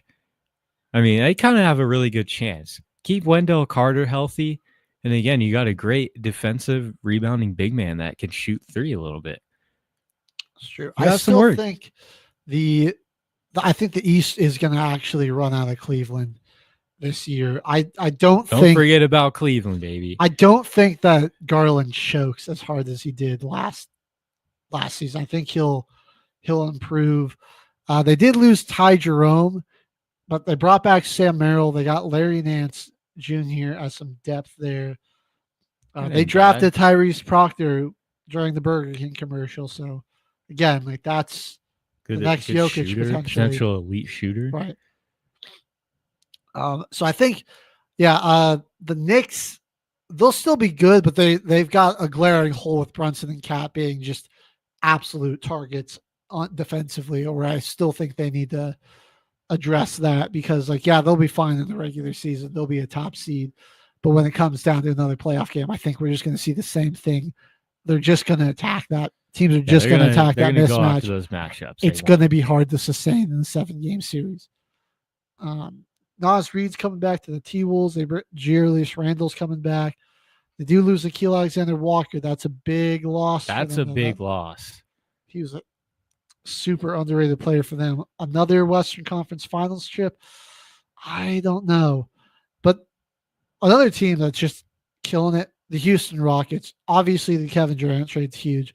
Now you're bringing in Clint Capella, who is only 31. I kind of thought Capella was older than that, but great backup there for Sengun. And you're previously on the Rockets. He's been in the league for a while. He was on the Rockets with James Harden. Yeah, he was. So coming back to where it all started. Well, not necessarily started, but where some of his best years were, man, like that. Yeah, coming back to kind of like a little bit of his prime, bro. He was nasty there with on those. Like everyone talks a lot about Harden. They had Chris Paul there, Russell Westbrook even for a little bit, but snagging boards. Who's snagging boards? Clint Capella was like a top 10 center in the league when he was on the Rockets. I'll stand by that, bro. They were a consistent playoff team with him on the squad, bro. He defended the paint well.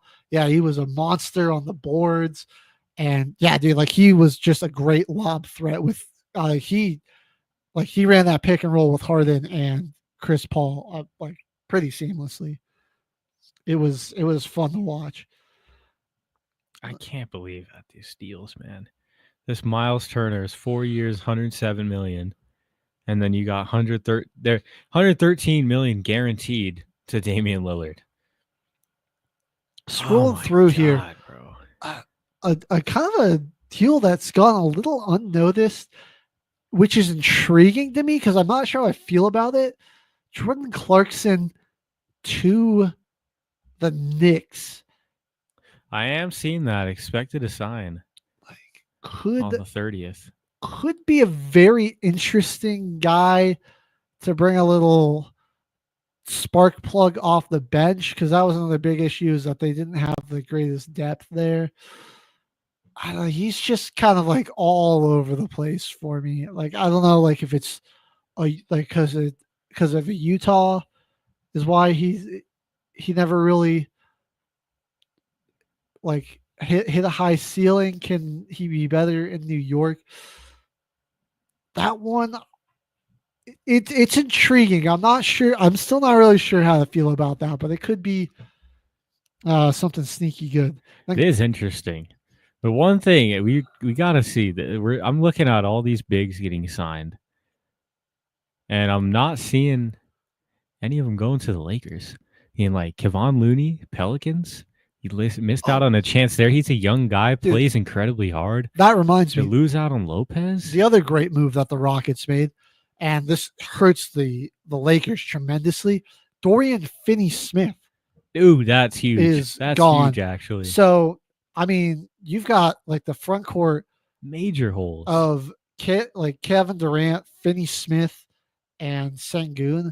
That helps the Rockets spacing issue even more because he's a solid shooter. He can really shoot the pill, and he was probably the third best player on that Lakers roster. So now that's just another hole around Luka and LeBron, and it's they miss out on even getting a guy like Nickeil Alexander-Walker on their team, who would fill in place for decently. So Finney-Smith there. They lose out on trying to get Kristaps. DeAndre Ayton's a free agent. That Ayton is really their last bet here as far as bigs, because another guy who had a pretty solid To season, get old ass Al Horford. Luke Kennard even signed. They lost a chance on Taurean Prince. The Clippers stole Brook Lopez. Mason Plumlee re-signs with the Hornets. I mean, you missed out. You're missing out on a lot of big men. All right.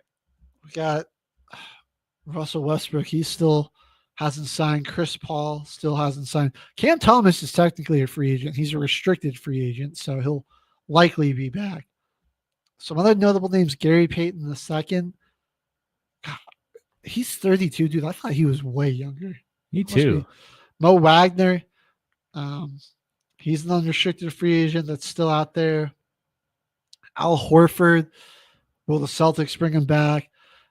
Malik Beasley would have gotten the bag if he didn't gamble on games. DeAndre Ayton is still available out there. Jonathan Kuminga, I'm not gonna say his nickname, but he's a restricted free agent. Same with Josh Giddey. But can a team make a deal that one of those teams don't want to match? I think Giddey will be back with the Bulls, who will right back in the play-in. Most likely. And Ayton is entering free agency after contract buyout. So he, right now, of all the unrestricted guys, he's the best available. I mean, I think if you're the Lakers, you kind of got to go with him at this point. 26. Yeah. I mean, they even missed out on just even the bottom of the barrel. Drew Eubanks. They could have had Jakob Poeltl. He was pretty nasty early in the year for Toronto. I think Ayton will be all right. He's proved that he can be a quality starter at center. He was making some big plays on that Phoenix Suns postseason run. He won't miss any games due to icy road conditions besides with LA. I can't believe that it was a graphic that literally got posted. Oh my God. Out due to icy roads in neighborhood. Bro, yeah, clearly he ain't never lived in a place that it snows before. Well, he went to Arizona University and then drafted by Phoenix. So, Portland's probably first real place where he did experience it. Yeah, I got some serious winners up there. All right, that's all we got now for free agency updates and off-season news. Nuggets and Rockets, Hawks are absolutely killing it. The Lakers fumbling hard. The Nets have no idea what they're doing. The Luke Cornett's gone from the Celtics. Celtics are imploding. They're just feels like they're giving up with Tatum out. They don't even want to. Yeah, I feel like they still had a really good lineup. Holiday goes into the Blazers, and all you get is Anthony Simons out of it. I don't know. One more name of note: D'Lo going to the Mavericks. Interesting there. All right, we'll see. Mavericks, I'm I don't know. Kyrie's still hurt. AD's made of glass. Flag probably going to win Rookie of the Year just because he's going to be out there a lot. The number one guy on that team be out there a lot for a lot of the season. Probably not a playoff team again this year. We'll see what happens though. We will see. Maybe when they get Kyrie back. Come on. At that point I don't feel like I think he's because his it was an ACL. His happened super late in the year too, so I don't feel like probably won't be back until the season after. Yeah, he's probably missing all of next year. Let's wrap it up. The NBA news that we got. Now it's time for us to get into team building exercise. Let's do it.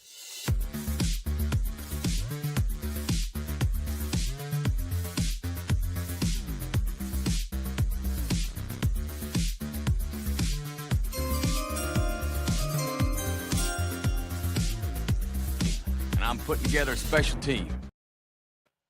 All right, now everybody, if you have forgotten the rules of this segment here, we're going to be spinning the random wheel of NFL teams, and we're going to be picking 15 quarterbacks, taking their all-time career passing yards, and we want to total that up to a whopping grand total of 1 million passing yards. What did we get last week? We were honestly pretty close. It took us a few more quarterbacks to end up getting it there. Before we got to 1 million, we ended with 707,000. Okay. 198. Then because we had extra time, we just spun until we could get there. We missed out on some big names though last week. We didn't get any Brady. We didn't get any Brady, I don't think. We didn't get Peyton Manning or Drew Brees. No, we did get Brady, but yeah, neither of the Mannings. Yeah, no Brees. We didn't get Brees until after we had lost. So that was tough. Matthew Stafford, Russ is like another one that we could really use. Both of the Mannings. Phillip Rivers is up there. I don't know how many times we got the freaking Browns. Oh, yeah. Like the Browns are like awful. Like it's terrible. Like maybe Baker. I think we got him as like one of our very last guys. And did we? No, we did not.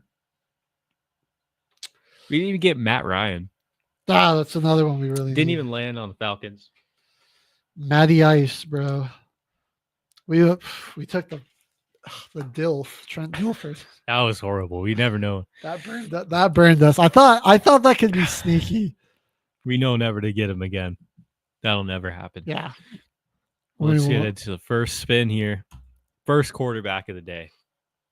Give us somebody good. Well, I mean, stick it out the Warren Moon. Exactly. That's our go-to for passing yards for the Titans. We just hope that we don't get him that way too many times. Yeah. All right, I will get it. Let me get the calculator up to Mr. Warren Moon.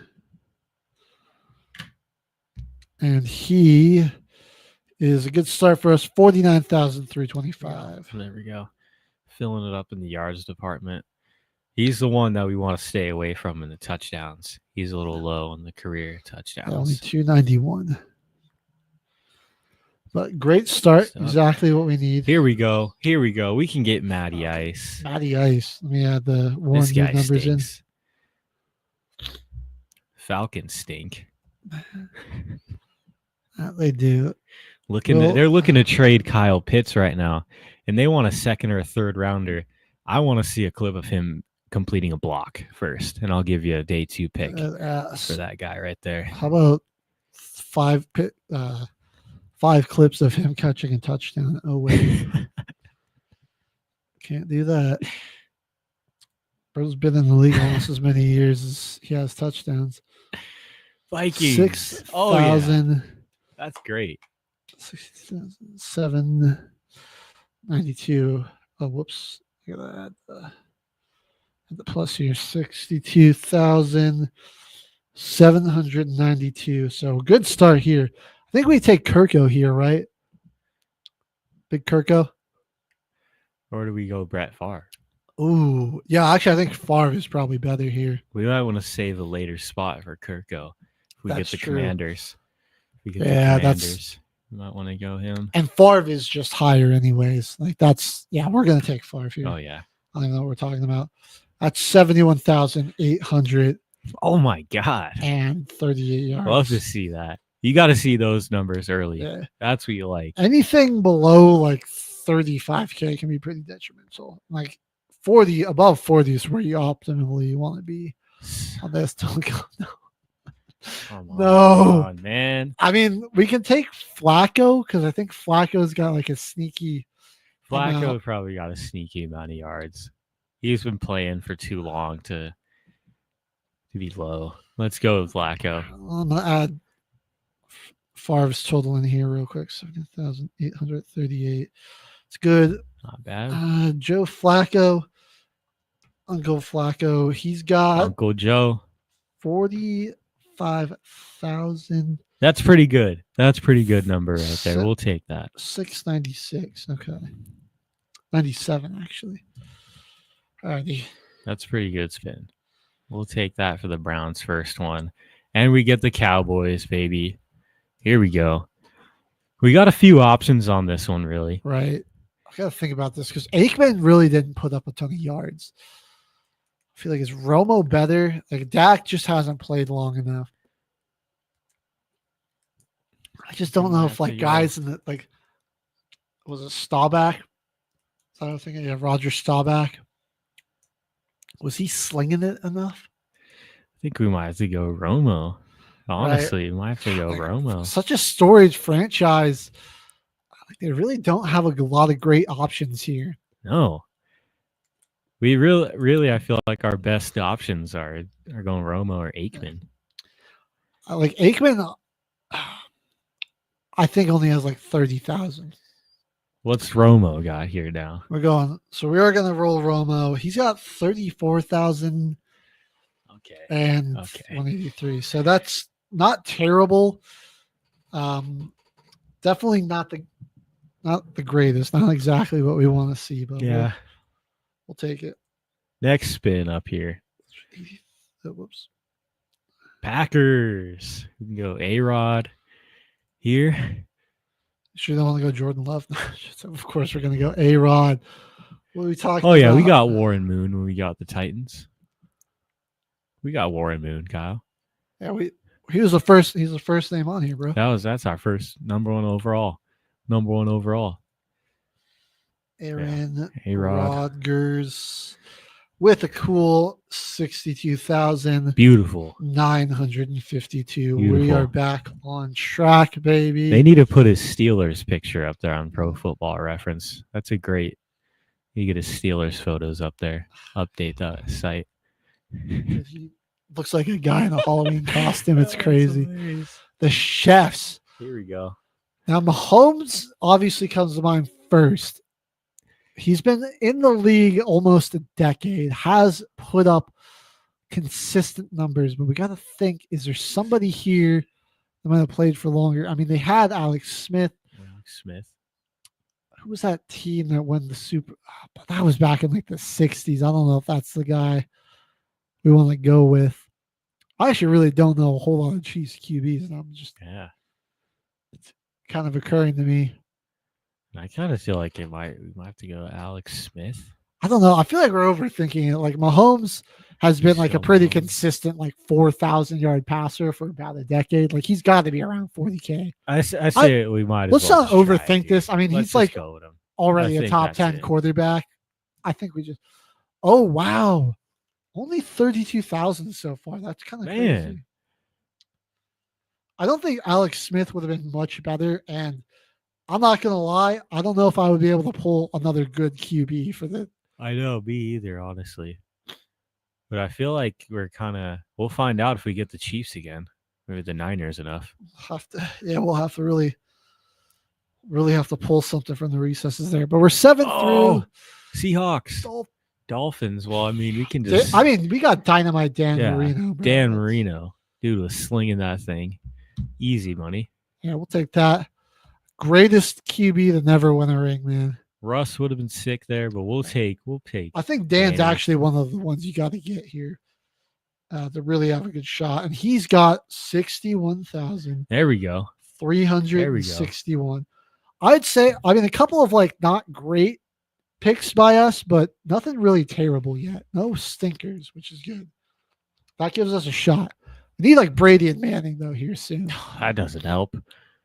Not the Jags. That oh, gross, dog. That does not help. Gross. All that right, does not help us. That spin sucks. Yeah, do we got anybody? They just haven't had like anybody good. I'm trying to think of just like a journeyman that might have stopped through there. I have to go with the like, Vinny. Did Vinny? I don't know if Vinny did though, bro. That's the problem. Like Vinny or Kerry Collins. I think we might have to go Kerry Collins. I don't know if either of those guys were Jags. I'll double check the Wikipedia. We're gonna shoot for Vinny first. I mean, he did get around, but I don't. He got around. He did not get to the Jags, unfortunately. So we're okay. Kerry, maybe Kerry Collins. Come on, Kerry Collins. Please tell me you stopped by there. I see him in the Titans jersey. Nah, he didn't make it there either, bro. Dang, dude. Dude, they just haven't had. Oh, okay. This probably gives us our best shot. David Garrard. Oh, true. Do we do a David Garrard action? Let's get it. Let's get it. All right, man. I don't want to have to try this to is, go down the barrel and pick a Blake Bortles. I mean, like, Garrard's about the best QB I can think of that's played for that franchise. Oh, God. Well, this is our first stinker of the day, folks. 16,000. Oh, crap. I mean, everybody else has the same numbers, though. All right. I don't know if we'd get much higher than that. That's our best pick, and we almost got him again. But we get the Giants instead on this. All right. We got to go Eli here. Eli's Manning. Up there for sure. Get our boy. Our 10th QB. We really so hard he's looking out of his ear hole and then throw a touchdown. And very next play, 60-yard bomb to somebody. I'm telling you, we really need his brother. We need Brady and Breeze. We need a lot of guys right now in this one. And we can get him. The sheriff. All right, let's see what we got here. So 57,000. Back-to-back Mannings. Dude, we actually might hit this, bro. We're pretty high. Like, the Garrard might not have burned us as bad as we thought. Let's see. We go Peyton here. This might actually put us almost close. Let's go. All right, so hold on. Let me get this Pro Football page up here. Peyton Manning. 71,000. There we go. 940 yards. Hell yeah. Seahawks. Oh my God. Seahawks. Caveman, we're at like 9. We're at like 9. Oh, man. We can kind of afford to 979,000. I mean, so we don't even need somebody that great here. Do we take Fitzmagic? I mean, he's still going to give us like a salt. I mean, he might get us there alone. I think Fitz probably has more than David Gerard. He certainly does. Oh, all right. We did it, bro. Yeah, let's go. In 12. In 12 QBs. We didn't even get Brady or Breeze. We had either A-Rod, Brett Favre, Flacco came in. That was a pretty good one early. Oh, wait. Hold on a second. We're not there fully yet. We need a 13. I might have accidentally effed up one of the numbers here. Hold on. I think let me go back here. Oh yeah, I put an extra number at the end of Flacco's. Oh no. So we might not actually no. I think Ryan Fitzpatrick, 34,990. Oh, we weren't even close. Oh fuck. We just accidentally had like 560,000. Oh, we're down. So we're only at 600K. Oh no. I was feeling all great. Oh no. Okay, I mean all is not lost. Rams get Stafford. Raiders. Come on, man. Remember we went Derek Carr. He wasn't bad. I think Carey played for the Raiders. I think Carey's better. Okay, I like that. We'll take that. Did he stop in Oakland? He did. He was in Oakland from 2005. Hold on, let me just think. God, wasn't there? We don't think Rich Gannon would have more yards. I don't think he had more yards. Honestly, he wasn't really in the league that long. Actually, I think Derek Carr might be better. I think we got to go Carr. Yeah. Let's rip it, Derek Carr. We got Carr 13 years in the league at least. And he did 13 years. He was pretty much a starter everywhere he went. Like he got 13 years of starting play. Yeah, 41,000. That's good. 245. But I mean, we need a whole lot more. Yeah, we lost this week. I don't think we're gonna get it, unfortunately. We lost this week. Panthers too. Crap. Come on. All right, this is where I think we go Vinny. Yeah, we got to here. Then just hope that we don't get him again. Yeah, okay. He ended his career in the Panthers. So one more QB, and we're gonna do worse than last week. So this sucks. Let me see. We'll see. I mean, unless we get a good spin right here, dude. The Jags. I mean, that's just an absolute black hole. Like, well, there's nothing good there. So we're gonna get 46,000. 233. Yeah, so we're not even going to be close. 6,000. And I guess we can go Russ. Yeah, you let Russ cook. Well, I am Unlimited. Mr. Unlimited is our 15th QB. Oh, we really thought, dude. We really thought. That sucks. I fat fingered one of the Oh, numbers, and I no. thought we were there. That's tragic. Dude, this is a really hard. I mean, a It's million a hard passing challenge. yards is super. We can't hard. do it in 15 quarterbacks. We just kind of need the wheel to show us some love. It's possible, but like, yeah, I mean, you've got to get like a franchise, like the Jags. I mean, the Panthers to some extent, or the Browns. I mean, they're just killers on this. Like the Texans too. They just don't have a long enough history. The Bears have never really. I mean, like they've got like one or two guys, so it's like you kind of need the right teams. It's tough. It's really tough. Yeah.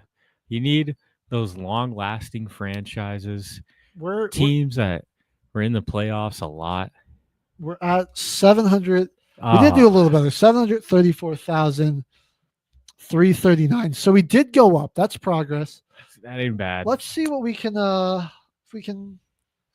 if we can get to it before we got to sign off. We've only got 4 minutes here. Minutes to go here. Let's just keep spinning it.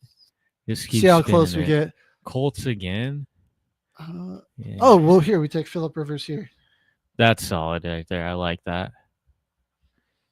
Also, Matt Ryan's an option for the Colts. There's an option there for the Colts. So Yeah. Felipe That's where he ended his career. Rivers, 63,440. Let me go ahead and spin it again. I got. Yeah. 440. Oh, well, I guess we can see how many Alex Smith got. All right, well, we get to learn now. It'll be a learning opportunity. Alex Smith, 35,650. So respectable. He's not the worst poll we could get here. Oh, A-Rod's looking so old. He's starting to look like Alex Smith. My God. That's what I'm realizing now after looking at the pictures, dude. Chiefs My really goodness. don't have like anybody that I can think of that would be super high on this. Oh, come on, dude. We got even Matt Texans. Schaub. Matty Schaub. Gotta take Matt Schaub. This is last-ditch effort. And cooked by the wheel today. Yeah, I think like if we get the Jags, I mean, we might just be Done from there. like Yeah, we it's might be just done. cooked. So yeah, only 25,467. Like in a pinch isn't the worst thing.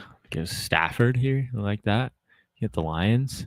There we go. Yeah. That's a helpful one. That's a helpful pick. Come on, wheel. Finally Thank get to see what his number is. He's up to 59,809, which this might actually get us close. All right. Bengals. Oh, Palmer, right? We gotta go Palmer. Yeah. Andy Dalton wasn't bad, but I feel Palmer. Joe Burrow will be here soon. He'll be an option for us, and he just hasn't been in the league long enough. And we're not doing Andy Dalton. We're doing Palmer. Carson Palmer. All right.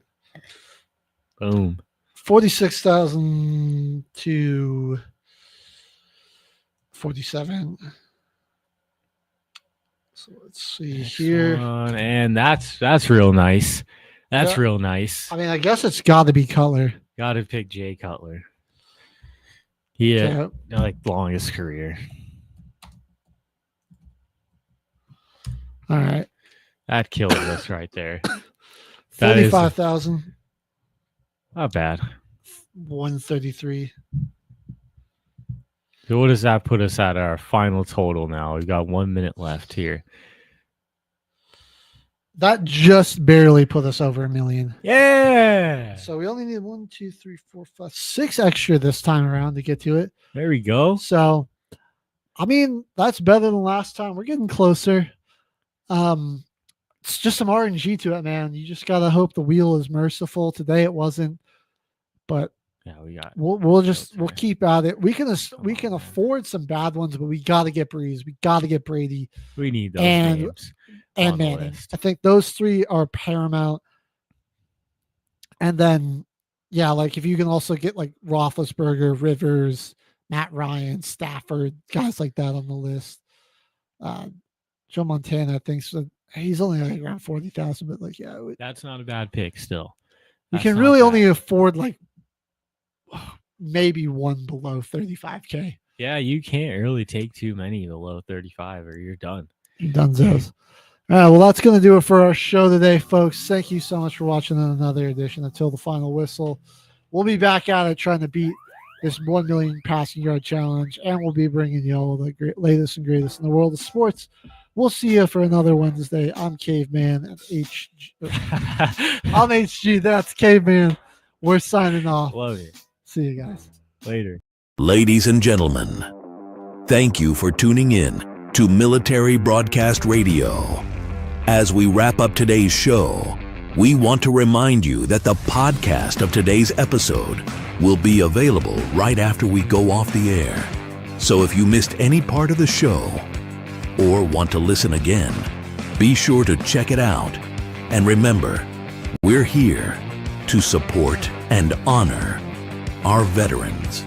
Your stories and experiences matter, and we are committed to giving you a platform to share them. That's right. We're here to give our veterans a voice. So don't forget to catch the podcast and stay connected with us, giving our veterans a voice.